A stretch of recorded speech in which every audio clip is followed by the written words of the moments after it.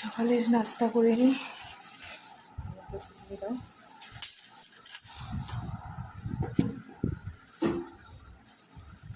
ঘুগনি ওদের জন্য রেখে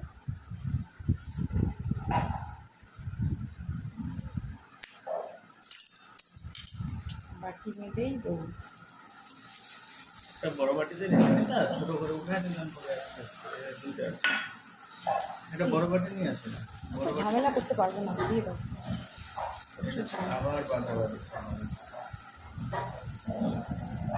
তো তুমি নাও, বাকি ছোটোটাতে আমাকে দাও।